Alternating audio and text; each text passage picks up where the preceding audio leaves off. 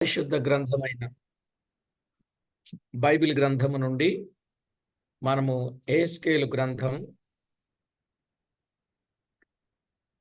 48వ అధ్యాయం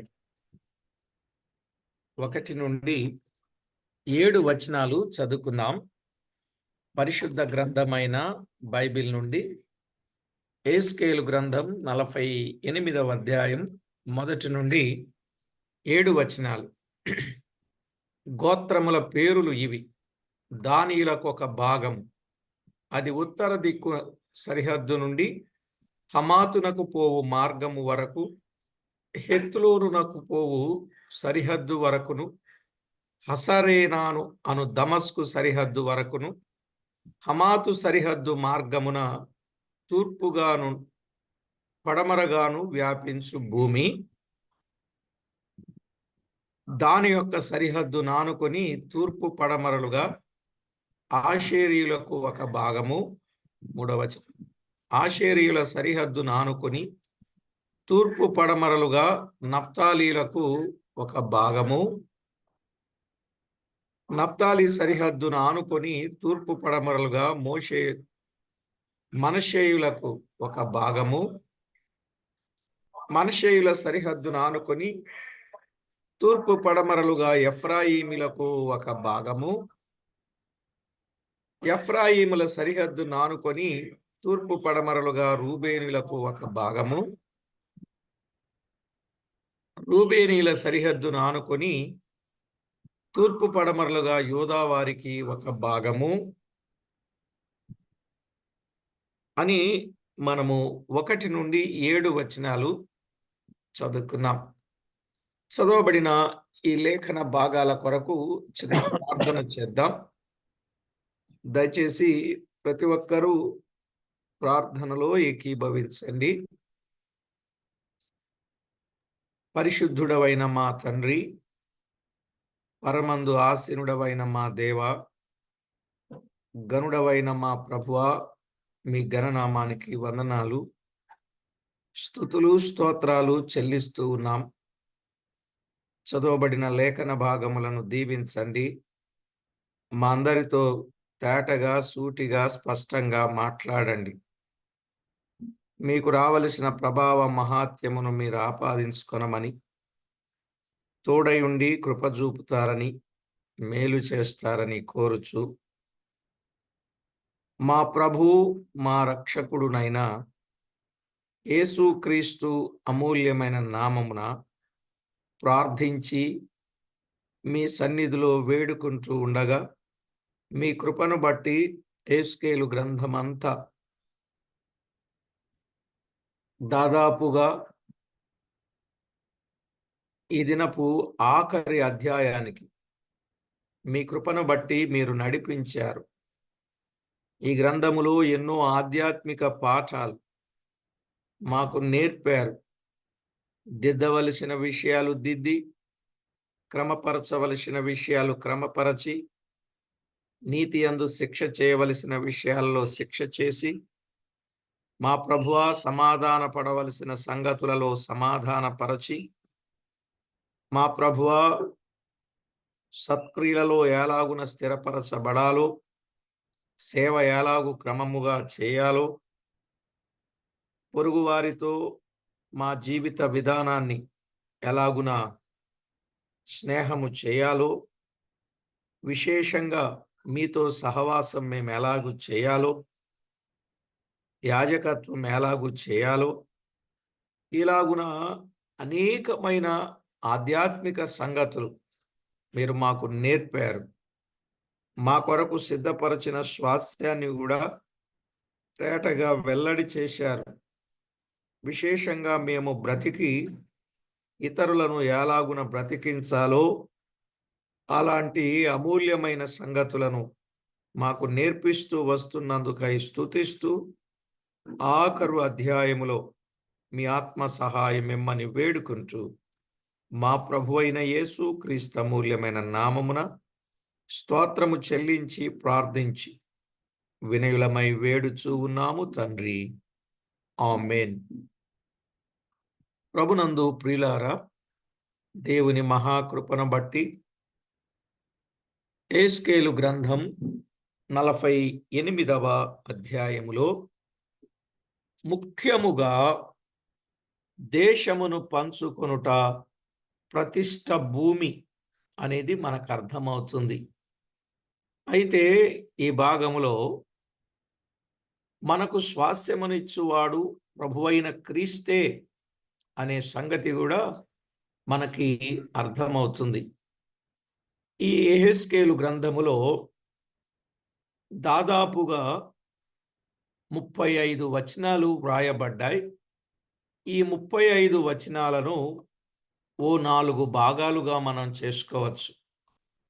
ఈ 35 వచనాలలో మొదటి నుండి 7 వచనాలు 7 గోత్రముల భాగము.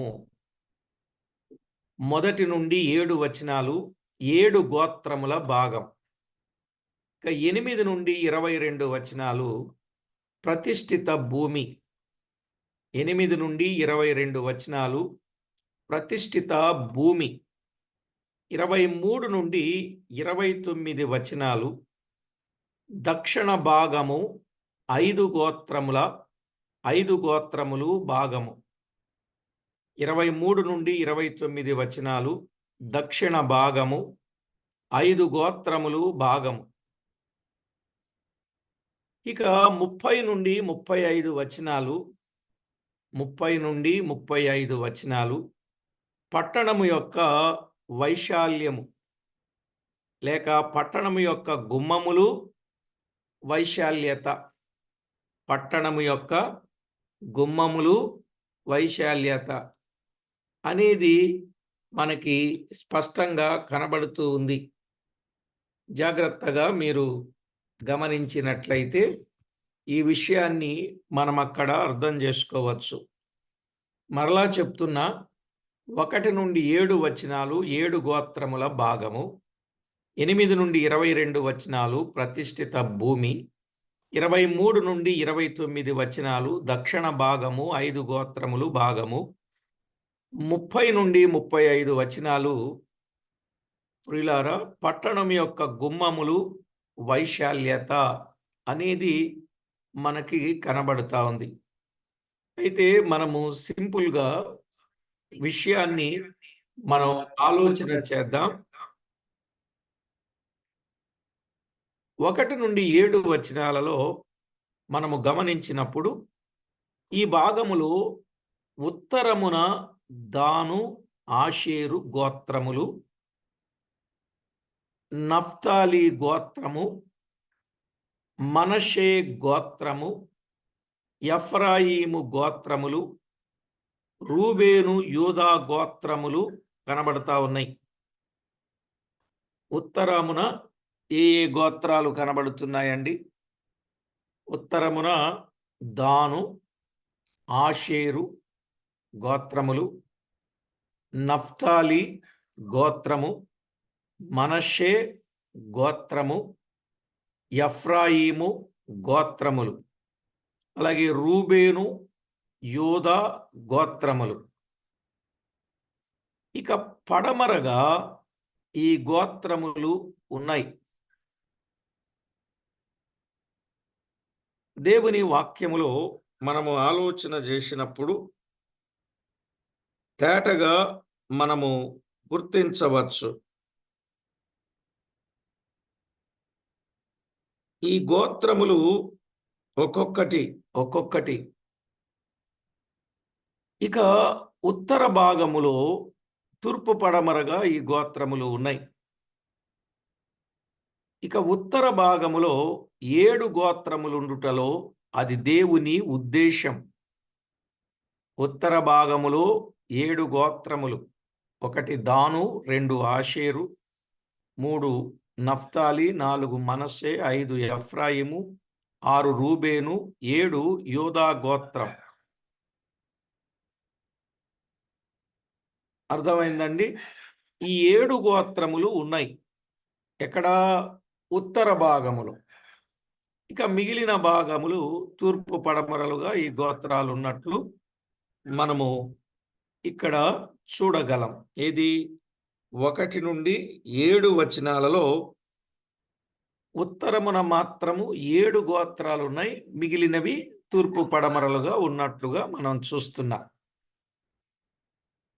ఈ 48 అధ్యాయములో 1 నుండి 7 వచనాలలో ఉన్న సత్యం. అయితే 8 నుండి 22 వచనాలలో ప్రతిష్ఠిత భూమి కనబడుతుంది. ప్రతిష్ఠిత భూమి 8వ వచనములో యూదావారి సరిహద్దును ఆనుకుని తూర్పు పడమరలుగా మీరు ప్రతిష్ఠించు ప్రతిష్ఠిత భూమియుండును అని చెప్పాడు. ప్రతిష్ఠిత భూమియుండును అన్నాడు 8వ వచనం కదా. దీనిని గూర్చి 45వ అధ్యాయం 1 నుండి 8 వచనాలలో కూడా చెప్పబడినట్లుగా మనము చదువుకున్నాం, విన్నాం. మహాపరిశుద్ధ స్థలముగా ఉన్న పరిశుద్ధ స్థలముండును, అది ప్రతిష్ఠిత భాగమునకు అనే మాట మనము ఆ వచనాలలో చూడగలుగుతాం. ఇక్కడ మధ్యధరా సముద్రము మొదలుకొని యోర్ధాను వరకు, మధ్యధరా సముద్రము మొదలుకొని యోర్ధాను వరకు ఉత్తరమున యూదా భాగమునకును, రాసుకోండి చక్కగా, మధ్యధరా సముద్రము మొదలుకొని యోర్ధాను వరకు ఉత్తరమున యూదా భాగమునకు, దక్షిణమున బెన్యామీను భాగమునకును, మధ్యనున్న భాగమే ఈ పరిశుద్ధ స్థలము అనబడును. పరిశుద్ధ స్థలం అనేది ఎక్కడి నుండి ఎక్కడి వరకు అండి? మధ్యధరా సముద్రము మొదలుకొని యోర్ధాను వరకును, ఉత్తరమున యూదా భాగమునకును, దక్షిణమున బెన్యామీను భాగమునకును, మధ్యనున్న భాగమే ఈ పరిశుద్ధ స్థలము అనబడును. దాని వెడల్పు ఉత్తరము నుండి దక్షిణమునకు 25,000 బారలు. మనం 8వ వచనంలో చూస్తాం. ఉత్తరము నుండి దక్షిణమునకు 25,000 బారలు, 25,000 కొలకర్రలు అని మనము చదువుతున్నాం. దాని నిడివి తూర్పు నుండి పడమర వరకు తక్కిన భాగము నిడివి వలెనే యుండును, పరిశుద్ధ స్థలము దాని మధ్య ఉండవలెను అని చెప్పాడు. గమనించారు కదా. ఇందులో 8 నుండి 12 వచనాలలో 8 నుండి 12 వచనాలలో మనము గమనించినప్పుడు, లేక 8 నుండి 22 వచనాలలో మనము గమనించినప్పుడు, యాజకుల భూమి అది మధ్యస్థలముగాను ఉండెను అన్నాడు. యాజకుల భూమి అది మధ్యస్థలముగానుండెను. ఇది ఎవరికిచ్చాడు చెప్పాను మీకు, గుర్తుందా లేదా? ఇది ఎవరికిచ్చాడు? యాజకులు. రైట్, ఎక్సలెంట్ అండి. ఎవరు చెప్పారు ఆ మాట? యాజకులు అందరం చెప్తున్నాం. నో, యాజకులు అంటే చాలా మంది ఉన్నారు కదా. సాదోకు సంతతి వారికి ఇచ్చాడు. ఎందుకంటే సాదోకు సంతతి వారై నాకు ప్రతిష్ఠించబడిన నేను అప్పగించిన దానిని కాపాడు యాజకుల దగును అన్నాడు ఆయన. ఎవరైతే నేను అప్పగించిన దానిని కాపాడతారో వారికి మాత్రమే నేను ఇస్తానని చెప్పాడు. అవును కదా. కారణం ఏంటి? ఎందుకు ఇస్తాడన్నాడు? చాలా గట్టిగానే చెప్పాను. ఇశ్రాయేలీలు విడిచిపోగా మిగిలిన యాజకులు కూడా ఏమయ్యారు? విడిచి వెళ్ళిపోయారు. కానీ దేవుణ్ణి సాదోకు సంతతి వారు విడిచిపోలేదు. సాదోకు సంతతి వారు దేవుణ్ణి ఏ మాత్రము విడిచిపోలేదండి. 11వ వచనంలో ఆ మాటలు మనం చదువుకున్నాం ఇదివరకు. 11వ వచనం చదువుదామా? 48, 11. ఇది సాదోకు సంతతి వారై నాకు ప్రతిష్ఠింపబడి నేను వారికి అప్పగించిన దానిని కాపాడు యాజకుల దగును. ఎలయనగా ఇశ్రాయేలీలు నన్ను విడిచిపోగా మిగిలిన లేవీలు విడిచిపోయినట్లే వారు నన్ను విడిచిపోలేదు. అదండి కారణం. సాదోకు సంతతి వారికి ఆ స్థలాన్ని, అది మధ్యగా ఉన్న స్థలాన్ని వారికి అప్పగించడానికి కారణం ఏంటంటే వారు దేవుణ్ణి విడిచిపోలేదు. మనము కూడా ఎప్పుడు కూడా అండి ప్రస్తుతానికి ఎప్పుడు ఆలోచన చేయకండి. ప్రస్తుత పరిస్థితిని బట్టి ఆలోచన చేయకండి. వారు అలాగున్నారు, వాళ్ళకి ఇలా సంపాదించారు, ఇలాగైంది, వాళ్ళు బాగానే ఉన్నారు, ఇది ఆలోచన చేయకండి. మనము ఏమి ఉన్నా ఏమి లేకపోయినా దేవుణ్ణి మనము కలిగి ఉండాలి. చూడండి, యోబు తనకు కలిగినదంతా పోయినా ఇలాగెందుకు చేశాడా దేవుడని దేవునికి విరోధంగా ఉన్నాడా అండి? లేదు. దేవుని విడిచిపెట్టి వెళ్ళాడా? పోని అది లేదు. పోని దేవుణ్ణి దూషించాడా? అది లేదు. ఏమండి? పోని దేవుడు నాకేమైనా అన్యాయం చేశాడని ఎక్కడైనా చెప్పాడా? అది లేదు. కానీ మనమైతే ఇవన్నీ చెప్తాం. నిజమా కాదా? అందువల్ల దేవుడు ఎంత గొప్ప స్థితినిచ్చాడండి ఆయనకి. ఆసాపు అనుభవాన్ని కూడా అదే. భక్తిహీనులను చూసినప్పుడు వారు చాలా బాగా పుష్పించినట్లుగా ఉన్నారు. మరణమందు యాతనలు లేవు, వారు పుష్టిగా ఉన్నారు, ధన సమృద్ధి కలిగిన వారుగా ఉన్నారు, నిశ్చంత కలిగిన వారుగా ఉన్నారు. చాలా బాగున్నారు వారి పరిస్థితి. అది చూసినప్పుడు నేనెందుకు హృదయాన్ని శుద్ధి చేసుకుని ఉండుట అని ఆలోచన చేసిన ఆసాపు దేవుని సన్నిధిని వచ్చి వారి అంతమును గూర్చి ఆలోచించినప్పుడు వారే నిజంగా కాలు జారు చోట ఉన్నారు, వారే మరణంలో ఉన్నారు, నేను జీవము కలిగి ఉన్నాను అని చక్కని సత్యాన్ని మనము గుర్తించగలం. కాబట్టి ప్రభునందు ప్రియులారా, దేవుని పిల్లలమైన మనము ఎలాంటి పరిస్థితుల్లో ఉన్నా దేవుణ్ణి మాత్రం విడిచిపెట్టకూడదు. హబక్కుకు అనుభవము కూడా అదే కదా. హబక్కుకు అనుభవం కూడా అదే. జాగ్రత్తగా మనం ఆలోచన చేస్తే హబక్కుకు అనుభవాన్ని కూడా మనం ఆలోచన చేస్తే నిజంగా ప్రియులారా, ఆయన ఏమి ఉన్నా లేకపోయినా, శాలలో పశువులు ఉన్నా అవి లేకున్నా, శాలలో పశువులు ఉన్నా లేకున్నా, పరిస్థితులు ఎంత దారుణంగా ఉన్నా నేను యెహోవా యందే ఆనందిస్తానన్నాడే తప్ప దేవుని విడిచిపెట్టి వెళ్ళిన వాడు కాడు. విడిచిపెట్టి వెళ్ళిపోయిన వాళ్ళు ఉన్నారు దేవుణ్ణి. యెరూషలేము విడిచి యెరికోకు వెళ్ళినటువంటి వ్యక్తి లేడా? దొంగల చేతిలో పడ్డాడు. బెత్లెహేము విడిచి మోయాబుకు వెళ్ళిన ఫ్యామిలీ లేదా? విడిచి వెళ్ళారు. దావీదును విడిచి వెళ్ళిన షేబా లేడా? విడిచి వెళ్ళాడు. తండ్రిని విడిచి వెళ్ళిన అబ్షాలోము లేడా? విడిచి వెళ్ళాడు. నయోమిని విడిచి వెళ్ళిన ఓర్పా లేదా? ఉన్నది. ఈ విడిచి వెళ్ళిన వారి జీవితాలు ఎలా ఉన్నాయి? యెరికోకి వెళ్ళినోడేమో దొంగల చేతిలో దెబ్బలు తిన్నాడు. బెత్లెహేములోకి వెళ్ళిన వాళ్ళేమో పురుష సంతతి లేకుండా ముగ్గురు భర్త, ఇద్దరు కొడుకులను పోగొట్టుకుంది. దావీదును విడిచిపెట్టి వెళ్ళిన షేబా ఏమయ్యాడో తెలుసు. అబ్షాలోము ఏమయ్యాడో తెలుసు. చివరికి పీచుల వృక్షము క్రింద వేలాడి చనిపోవలసి వచ్చింది. నయోమిని విడిచి వెళ్ళినటువంటి ఓర్ప ఇంకా చరిత్రలో ఎక్కడా కనపడలేదు.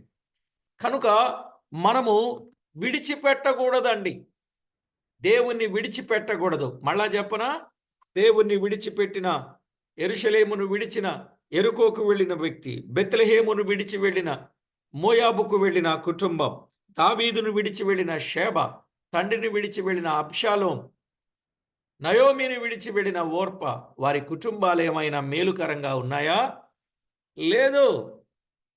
అందుకే ప్రియులారా, ఎంత కష్టం వచ్చినా సరే యోబు గాని, ఆసాపు గాని, హబక్కుకు గాని దేవుణ్ణి విడిచిపెట్టలేదు. దేవునిలోనే సంతోషించి ఆనందించిన వారుగా మనం చూస్తున్నాం. బహుశా నేను చెప్పిన వచనాలన్నింటికి రిఫరెన్స్లు మీకు దొరుకుతాయి, మీరు వెతకండి. సరేనండి. మనం ఎప్పుడు ఎట్టి పరిస్థితులు ఎదురైనా దేవుణ్ణి మాత్రం విడిచిపెట్టొద్దని దండం పెట్టి మరి చెప్తున్నా మీకు. ఎలాంటి పరిస్థితులు మీకు ఎదురైనా అసలు దేవుణ్ణి ఎప్పుడూ విడిచిపెట్టకండి. సంతోషములోన, దుఃఖములోన, బాధలోన, వేదనలోన, నష్టములోన, కష్టములోన, ఇరుకులోన, ఇబ్బందిలోన ఎప్పుడే గాని మీరు విడిచిపెట్టొద్దని ప్రేమతో మనవి చేస్తున్నా. ఈ లోకాన్ని చూసినప్పుడు భ్రమ కలిగిస్తూ ఉంటుంది లోకం. ఆ భ్రమల్లో పడిపోయి దేవుణ్ణి విడిచిపెట్టొద్దు. మీరు ఒకటే అనుకోవాలా. మనము ఎలా అనుకోవాలంటే, దేవుని పిల్లలమైనటువంటి మనం ఏమనుకోవాలి? ప్రపంచ సువార్థికుడు ఒక ఆయన ఉన్నాడు కదా, ఎవరైనా? డాక్టర్ బిల్లీ గ్రహం గారు. ఆయన ఏమనుకున్నాడు? ఒక అందమైన అమ్మాయిని తీసుకొచ్చి ఆయన ఎదుటను పెట్టినప్పుడు, ఈమెను గూర్చి మీ ఆలోచన ఎలా ఉందని అడిగారట. అడిగితే ఆయన అన్నాడట, మట్టికి ఇంత అందాన్ని ఇచ్చిన నా దేవునికి స్తోత్రం అన్నాడంట. ఏమన్నాడండి? మట్టికి ఇంత అందాన్ని ఇచ్చిన నా దేవునికి స్తోత్రం, మళ్ళా ఈ మట్టి మట్టయిపోద్ది అన్నాడట. మనం అంటామా? ప్రియులారా, దేవుని పిల్లలమైనటువంటి మన జీవితంలో ఈ లోకములో ఉన్న ఏదే గాని మనకు ఎదురైనప్పుడు ఏ క్షణానైనా దేవుణ్ణి విడిచిపెట్టకుండా దేవునికి మహిమకరంగా ఉండడం మనము నేర్చుకుంటే అది ప్రభువుకెంతో మహిమ. నిజంగా డాక్టర్ బిల్లీ గ్రహం గారు ప్రభువుని ఎంతో మహిమపరిచారట. మన జీవితంలో కూడా ఎలాంటి పరిస్థితులు ఎదురైనా దేవుణ్ణి ఎప్పుడు విడిచిపెట్టొద్దని ప్రేమతో మీకు మనవి చేస్తున్నాను. సాదోకు సంతతి వారు నన్ను విడిచిపోలేదు అని చెప్పాడు. 44వ అధ్యాయం 15వ వచనం గాని 10వ వచనం గాని వీరిని గూర్చి చాలా స్పష్టంగా చెప్పాడు. 44లో వారికి అప్పగించిన బాధ్యతలు కూడా మనము ధ్యానించాం. ఎవరికి? సాదోకు సంతతి వారికి అప్పగించిన బాధ్యతలు మనము ధ్యానించాం. కనుక నిలకడగా నమ్మకంగా ఉన్నవారే దేవుని పరిచర్యకు పాత్రులు. ఇది గుర్తుపెట్టుకోండి. ఎప్పుడైనా సరే నిలకడగా నమ్మకముగా ఉన్నవారే దేవుని పరిచర్యకు పాత్రులు. జకర్యా గ్రంథం 3వ అధ్యాయం 7వ వచనాన్ని మనం చదువుకుందాం. జకర్యా గ్రంథం 3వ అధ్యాయం 7వ వచనంలో చెప్పబడిన మాట. 3వ అధ్యాయం 7వ వచనం. సైన్యములకు అధిపతియగు యెహోవా సెలవిచ్చున్నదేమనగా, నా మార్గములలో నడచుచు నేను నీకు అప్పగించిన దానిని భద్రముగా గైకొనిన ఎడల నీవు నా మందిరము మీద అధికారివై నా ఆవరణములను కాపాడువాడవగుదువు. మరియు ఇక్కడ నిలువబడు వారికి కలిగినట్లు నా సన్నిధిని నిలుచు భాగ్యము నీకిత్తును.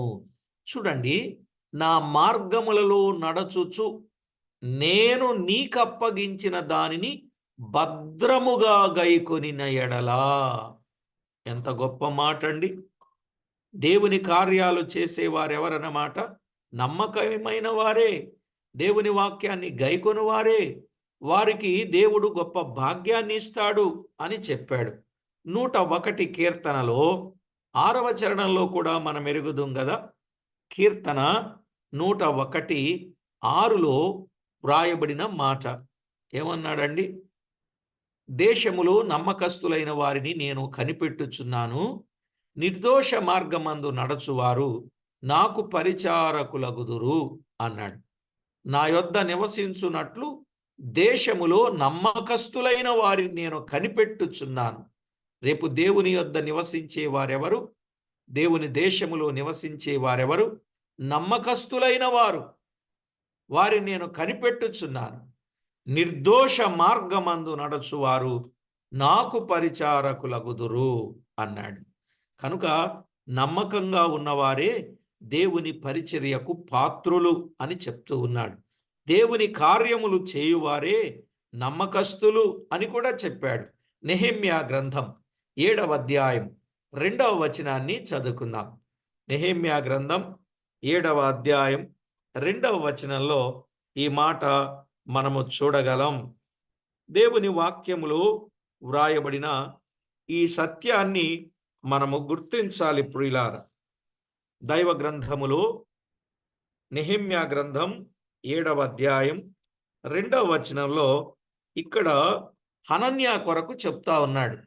నా సహోదరుడైన హనానీకిని, కోటకు అధిపతి అయిన హనన్యాకును యెరూషలేము పైన అధికారము ఇచ్చి తిని, హనన్య నమ్మకమైన మనుషుడు, అందరికంటే ఎక్కువగా దేవుని ఎదుట భయభక్తులు గలవాడు. హనన్య నమ్మకమైన మనుషుడు, అందరికంటే ఎక్కువగా దేవుని ఎదుట భయభక్తులు గలవాడు.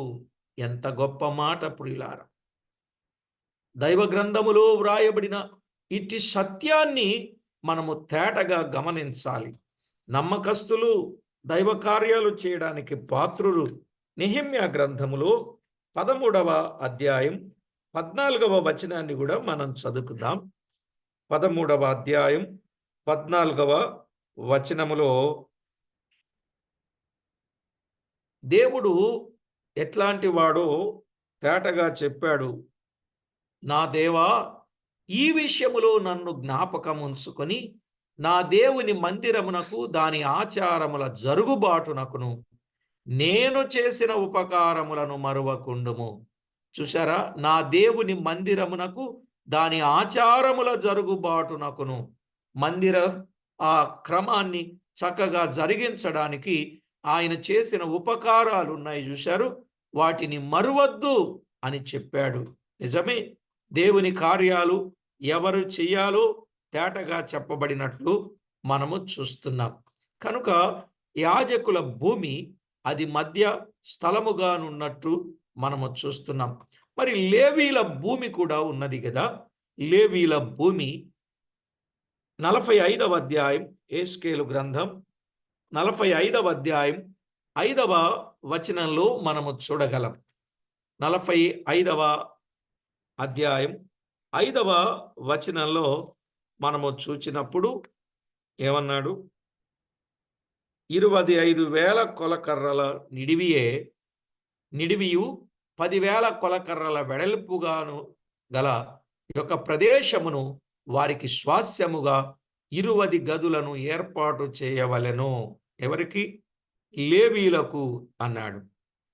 మీరు ఇంకా చదువుకోవాలి అనంటే లేవియాకాండం 25వ అధ్యాయం 10 నుండి 34 వచనాలు చదువుకోవాలి. లేవియాకాండం 25వ అధ్యాయం 10 నుండి 34 వచనాలు మీరు చదవండి. తర్వాత వీరు యాజకుల దగ్గర పరిచర్య చేయు పరిచారకులు, యాజకుల దగ్గర పరిచర్య చేయు పరిచారకులు అన్నాడు. సంఖ్యాకాండం 3వ అధ్యాయం 5 నుండి 8 వచనాలు. సంఖ్యాకాండం 3వ అధ్యాయం 5 నుండి 8 వచనాలు చదువుదాం. 3వ అధ్యాయం 5 నుండి 8 వచనాలు ఏమన్నాడో చూడండి.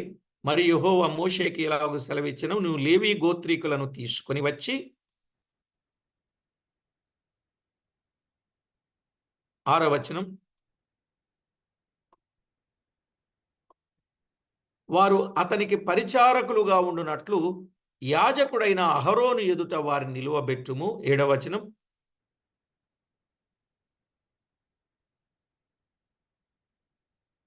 వారు ప్రత్యక్షపు గుడారమును ఎదుట మందిరపు సేవ చేయవలెను.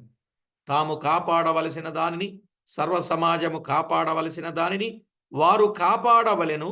8వ వచనం. మందిరపు సేవ చేయుటకు ప్రత్యక్షపు గుడారము యొక్క ఉపకరణములన్నింటినీ ఇశ్రాయేలీలు కాపాడవలసినదంతటిని వారే కాపాడవలెను. చూశారా?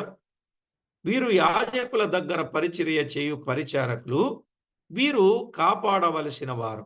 యాజకుల భాగము తూర్పు పడమరలుగా 25,000 బార్ల నిడివియు 10,000 బార్ల వెడల్పును లేవీయుల భాగము. అదే కొలతలు అక్కడ చెప్పబడినట్లు, అదే కొలతలు 48వ అధ్యాయం 10వ వచనంలోను 13వ వచనంలోను మనము చూడవచ్చు. 10వ వచనములో 13వ వచనంలో. సరే ప్రియులారా, మనం ఆలోచన చేస్తే దానిలో ఏమాత్రపు భాగమైనను దానిని అమ్మకూడదు, బదులు ఇయ్యకూడదు. ఆ భూమిని ఏమాత్రమైనను అమ్మకూడదు, బదులు ఇయ్యకూడదు. ఆ భూమి యొక్క ప్రథమ ఫలములు ఇతరులు అనుభవించకూడదు అని చెప్పాడు. ఏమండి? ఇతరులు కూడా అనుభవించకూడదు. గుర్తుపెట్టుకోండి, ఆ భాగాన్ని అమ్మకూడదు, బదులు ఇయ్యకూడదు. ఆ భూమి యొక్క ప్రథమ ఫలములు ఇతరులు అనుభవించకూడదు. 44వ అధ్యాయం 30వ వచనంలోను 44వ అధ్యాయం 15 నుండి 17 వచనాలలో చూస్తాం. ఈ పట్టణం యొక్క భూమి 45వ అధ్యాయం 6వ వచనంలో చూస్తాం. 45వ అధ్యాయం 6వ వచనం. సరే వినండి కొంచెం. ఈ భాగము 4 దిక్కులు, ఒక్కొక్క దిక్కుకు 4,500 బారలు. ఎంత? 4,500 బారలు అనే విషయాన్ని మనము చూస్తున్నాం. కాబట్టి ప్రభునందు ప్రియులారా, దైవ లేఖనములో మనము 16వ వచనంలో గమనించినప్పుడు దాని వివరం వ్రాయబడింది. ఇక 18 నుండి 22 వరకు, 18 నుండి 22వ వచనం వరకు అధిపతి యొక్క భూమి అని చెప్పాడు. ఎవరిదండి? అధిపతి యొక్క భూమి. ఇది ఏ గోత్రపు వారైనను పట్టణములో కష్టపడి జీవించువారు దానిని చూదురు. ఉన్నాయిగా. ఏ గోత్రపు వారైనను ఏంటండి? వారు కష్టపడి జీవించువారు దానిని అనుభవించుదురు అని 19వ వచనంలో ఉంది చూడండి. ఏ గోత్రపు వారైనను పట్టణములో కష్టము చేసి జీవించువారు దానిని సాగుబడి చేయుదురు అన్నాడు. దానిని సాగుబడి చేయుదురు. ప్రతిష్ఠిత భూమి అంతయు 25,000 బారల చచ్చౌకము. ప్రతిష్ఠిత భూమి అంతయు ఏ గోత్రపు వారైనను పట్టణములో కష్టము చేసి జీవించువారు దానిని సాగుబడి చేయుదురు అని చెప్పాడు. సరే, ఇక్కడ ప్రతిష్ఠిత భూమి అంతయు 25,000 బారల సచ్చౌకం. దానిలో 4వ భాగము పట్టణమునకు ఏర్పాటు చేయబడిను. దానిలో 4వ భాగము పట్టణానికి ఏర్పాటు చేయబడింది. ప్రతిష్ఠిత స్థానమును మందిరమునకును ప్రతిష్ఠించిన స్థానమునకును దానికి మధ్య ఉండును అన్నాడు. 21వ వచనం 21. ప్రతిష్ఠిత స్థానమునకును పట్టణమునకు ఏర్పాటు చేయబడిన భాగమునకును ఇరుప్రక్కలనున్న భూమిని అనగా తూర్పు దిశను ప్రతిష్ఠిత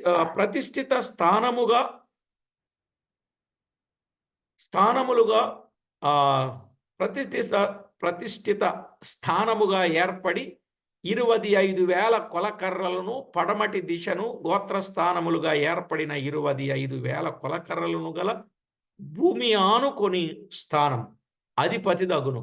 ప్రతిష్ఠిత స్థానమును మందిరమునకు ప్రతిష్ఠింపబడిన స్థానమును దానికి మధ్యగా ఉండును అని చెప్పాడు. కాబట్టి ప్రభునందు ప్రియులారా, దైవ గ్రంథములో వ్రాయబడిన మాట చూడండి. ఎవరిది ఏ స్థానము, ఎవరిది ఏ స్వాస్యము, ఎవరెక్కడ పని చేయాలో వివరాలన్నీ వివరంగా చెప్పాడు. ఇక 23 నుండి 29 వచనాలు, 23 నుండి 29 వచనాలు దక్షిణ భాగము 5 గోత్రముల భాగము. దక్షిణ భాగము 5 గోత్రముల భాగం. మనమంతా చదువుకోవద్దు, సమయం అవుతా ఉంది. మనం ఈరోజు ఈ అధ్యాయాన్ని ముగిద్దాం. 23 నుండి 29 అధ్యాయాలు దక్షిణ భాగము 5 గోత్రముల భాగము. ఈ భాగమందు బెన్యామీను, షిమ్యోను, ఇస్సాకారు, జబూలూను, గాదు గోత్రములు ఉన్నాయి. ఈ 5 గోత్రాలు ఏవేవండి? 1 బెన్యామీను, 2 షిమ్యోను, 3 ఇస్సాకారు, 4 జబూలూను, 5 గాదు గోత్రములు ఉన్నాయి. 23 నుండి 29 వచనాలలో.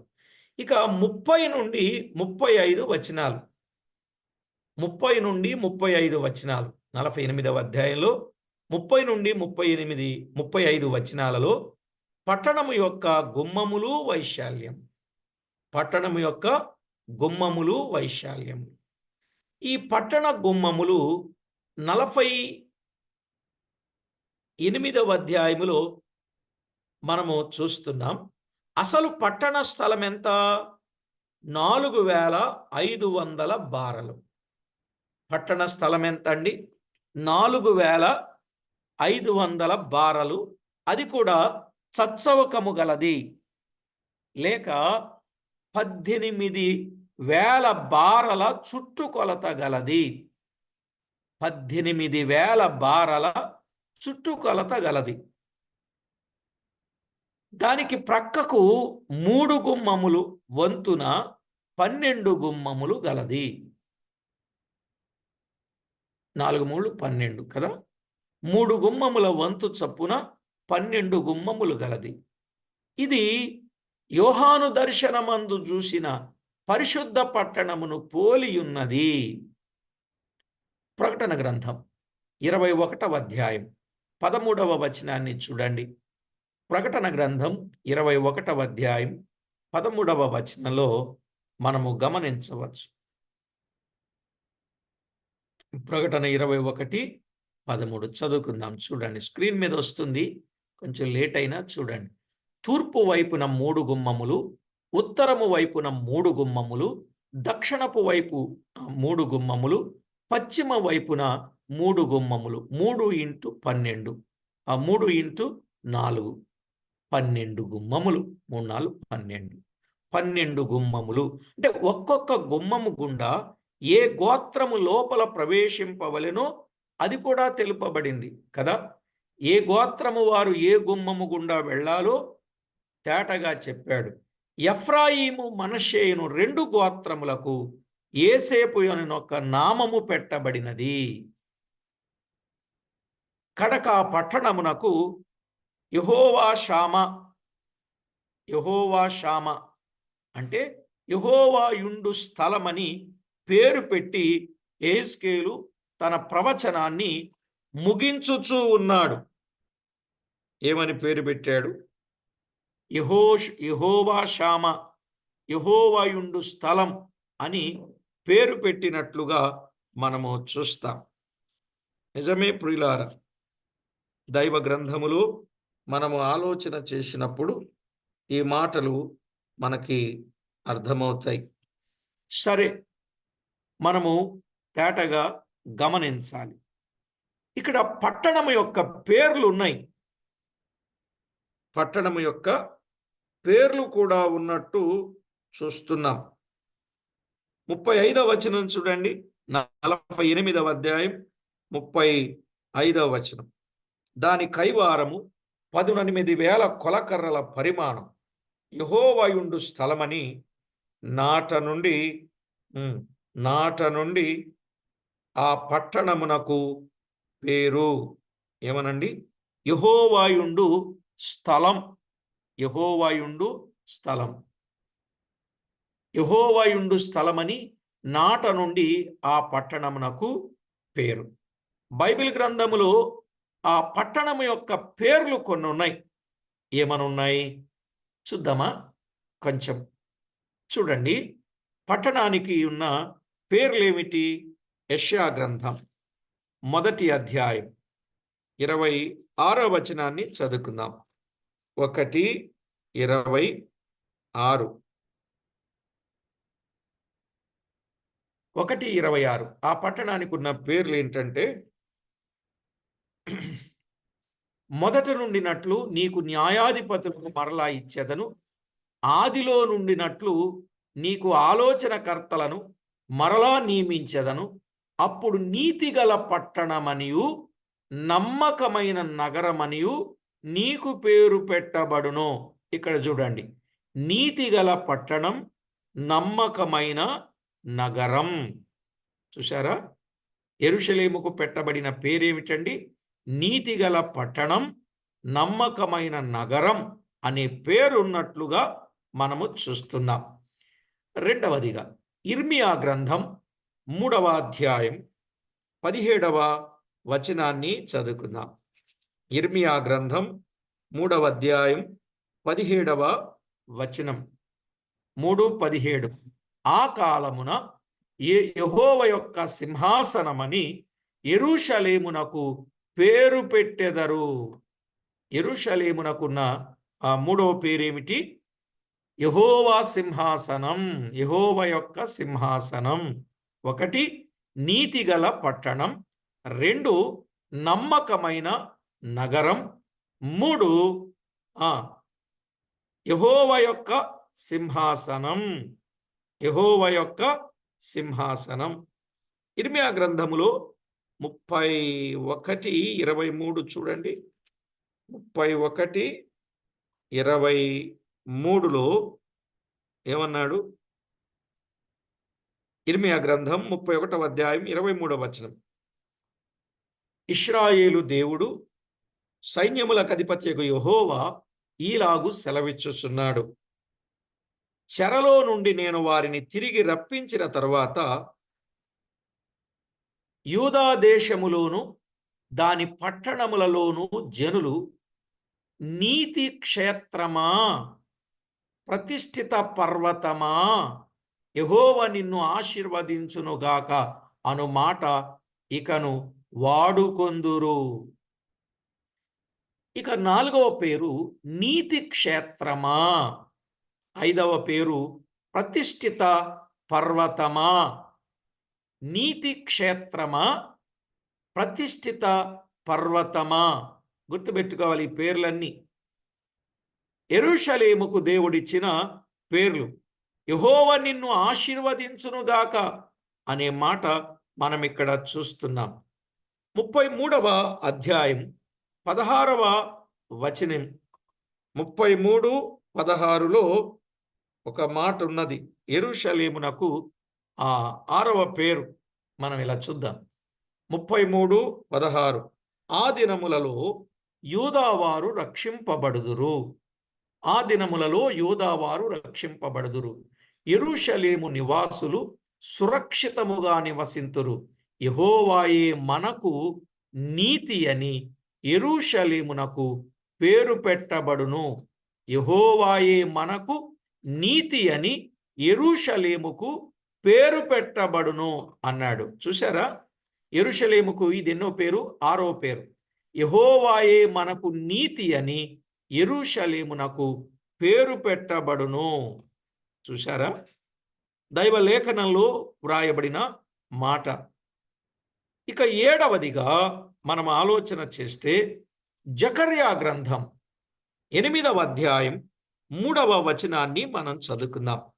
జకర్యా పుస్తకం 8వ అధ్యాయం 3వ వచనం. 3వ వచనం. యెహోవా సెలవిచ్చున్నది ఏమనగా, నేను సియోను నొద్దకు మరలా వచ్చి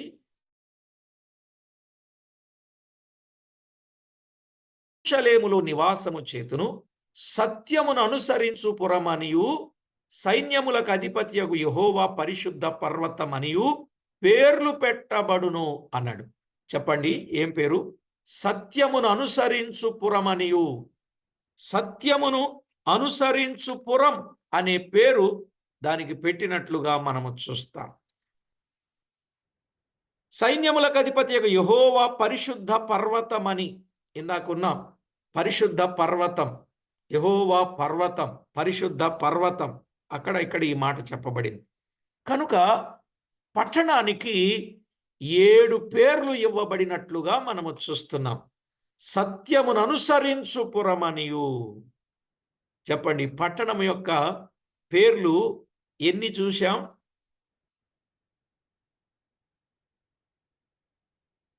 చెప్పరేమో. 7 పేర్లు చూశాం. చెప్తారా?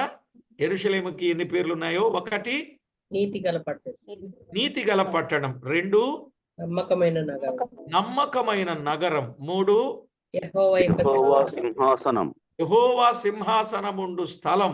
4 నీతి నీతి క్షేత్రం, నీతి క్షేత్రం, క్షేత్రం. 5 ప్రతిష్ఠిత పట్టణం, పర్వతం, ప్రతిష్ఠిత పరిశుద్ధ పర్వతం. 6 యెహోవాయే మనకు యెహోవాయే నీతి, మనకు నీతి. యెహోవాయే మనకు నీతి. 7 సత్యమును సత్యమును సత్యమును అనుసరించు అనుసరించు పురము. బాగా రాసుకున్నారు కదా? Thank you. కనుక యెరూషలేముకు ఇంత చక్కటి పేర్లు పెట్టబడినట్లుగా మనము చూస్తాం.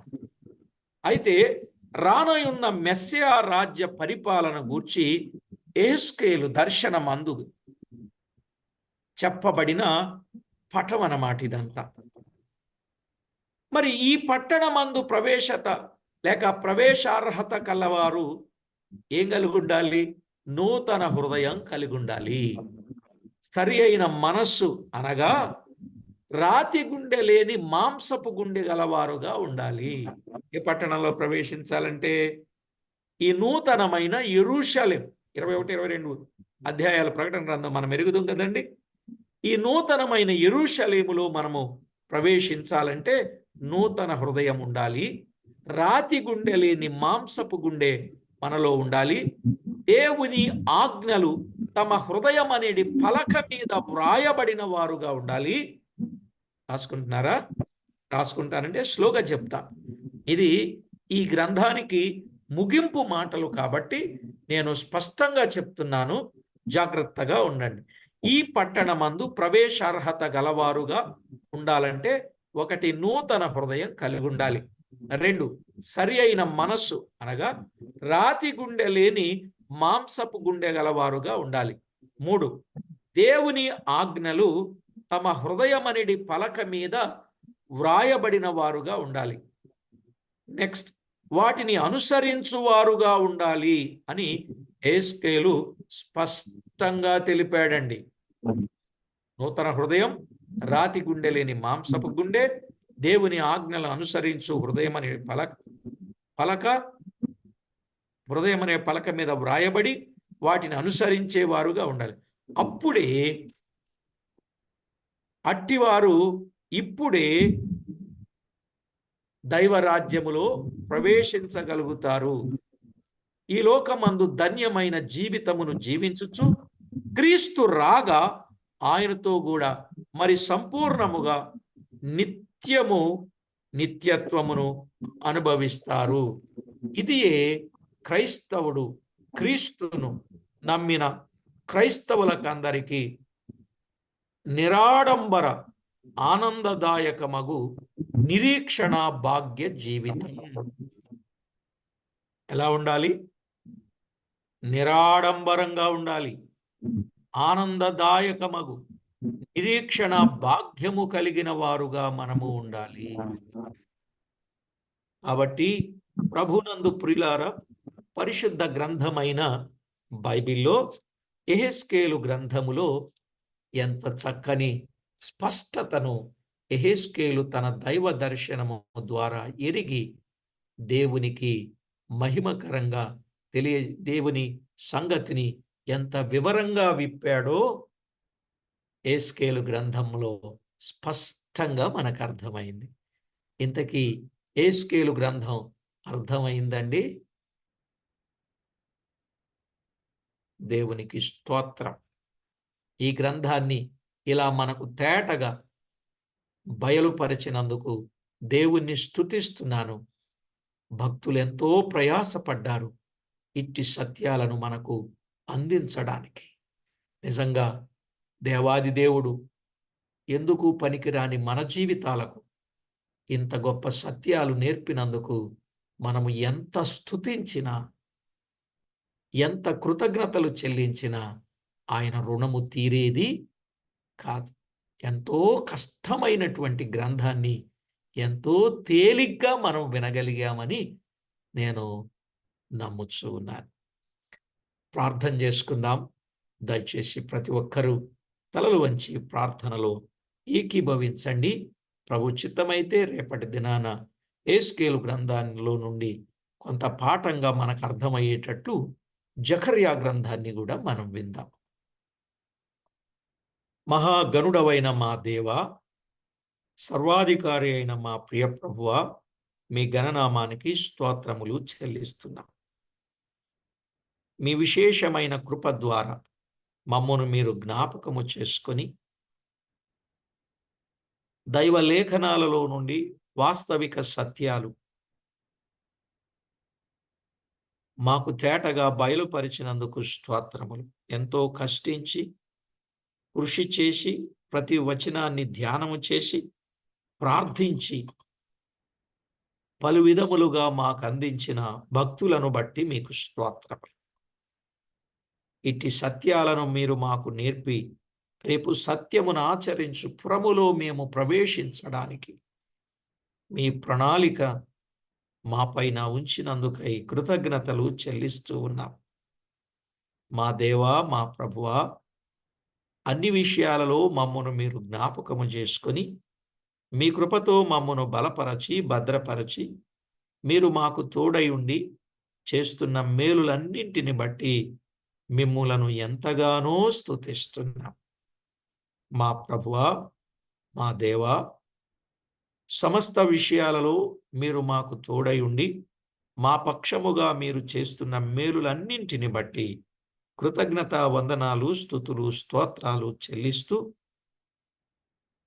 ఈ గ్రంథమును ముగింపు వరకు సజీవులుగా, సన్నిధాన వర్తనులుగా, సత్యమును తేటగా ఎరిగిన వారముగా మేముండడానికి మాకిచ్చిన సజీవత్వమును బట్టి కృతజ్ఞతలు కూడా చెల్లించుచు మా భవిష్యత్ దినాలలో ఇలాంటి అనేకమైన పుస్తకాలు, గ్రంథాలలో ఉన్న వాస్తవాలు పరిశీలనగా తెలుసుకొని ప్రభువా మిమ్మును ప్రణుతించునట్లు, ప్రణమిల్లునట్లు, మీకు రావలసిన ప్రభావమును మేము ఆపాదించునట్లు మమ్మను మీరు సిద్ధపరచి మహిమ పొందుతారని కోరుచు మా ప్రభువైన యేసుక్రీస్తు అమూల్యమైన నామమున స్తోత్రము చెల్లించి స్తుతించి ప్రార్థించి మిక్కిలి వినయముగా బ్రతికిలాడి వేడుచూ ఉన్నాం మా ప్రియ పరలోకపు తండ్రి. ఆమేన్. ప్రభునందు ప్రియులారా, విన్న సంగతులు ప్రతివారి హృదయంలో ముద్రించుకొని ప్రభువుకు మహిమ ఆపాదించాలని ప్రేమతో మనవి చేస్తున్నాను.